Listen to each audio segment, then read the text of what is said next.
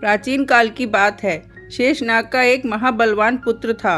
उसका नाम मणिनाग था। उसने भक्ति भाव से भगवान शंकर की उपासना कर गरुड़ से अभय होने का वरदान मांगा। भगवान शंकर ने कहा, ठीक है, गरुड़ से तुम निर्भीक हो जाओ। तब वो नाग गरुड़ से निर्भय होकर क्षीर सागर, भगवान विष्णु जहाँ निवास करते हैं, वहाँ क्षीर सागर के समीप विचरण करने लगा। उसकी इस प्रकार की धृष्टता देखकर गरुड़ को बड़ा क्रोध आया और उसने मणिनाग को पकड़कर गरुड़ पाश में बांधकर अपने घर में बंद कर दिया। इधर जब कई दिन तक मणिनाग भगवान शंकर के दर्शन को नहीं आया, तो नंदी ने भगवान शंकर से कहा, हे देवेश, मणिनाग इस समय नहीं आ रहा है। अवश्य ही उसे गरुड़ ने खा लिया होगा या बांध लिया होगा। यदि ऐसा ना होता तो वो क्यों ना आता।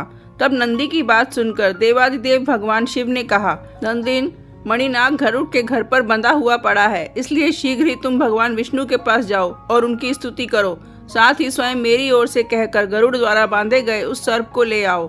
अपने स्वामी भगवान शिव का वचन सुनकर नंदी ने लक्ष्मीपति भगवान विष्णु के पास जाकर उनकी स्तुति की और उनसे भगवान शंकर का संदेश कहा।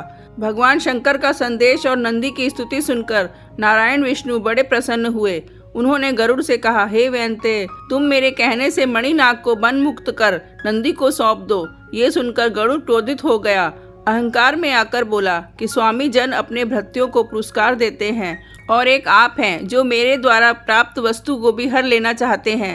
हे नारायण, मेरे बल से ही आप दैत्यों पर विजय प्राप्त करते हैं और स्वयं मैं महाबलवान हूँ, ऐसी डींग हाँकते हैं। गरुड़ की अहंकार पूर्ण बातें सुनकर भगवान विष्णु ने हंसते हुए कहा, पक्षीराज, तुम सचमुच मुझे पीठ पर ढोते ढोते दुर्बल हो गए हो। हे खगश्रेष्ठ, तुम्हारे बल से ही मैं अब असुरों को जीतता हूँ, जीतूंगा भी। अच्छा, तुम मेरी इस कनिष्ठिका उंगली का भार वहन करो।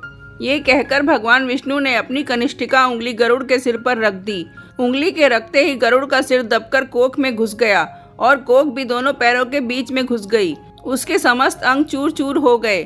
तब वो अत्यंत लज्जित दीन व्यथा से कराहता हुआ हाथ जोड़कर विनीत भाव से बोला, हे जगन्नाथ, मुझ अपराधी भृत्य की रक्षा करो प्रभु। संपूर्ण लोकों को धारण करने वाले तो आप ही हैं। हे पुत्र वत्सल, हे जगन माता, मुझ दीन दुखी बालक की रक्षा करो। कहकर भगवान की प्रार्थना की।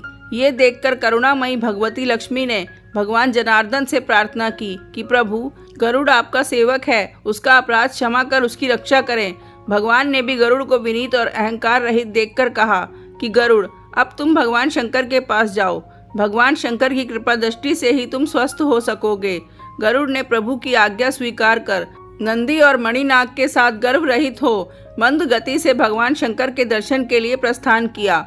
उनका गर्व दूर हो चुका था।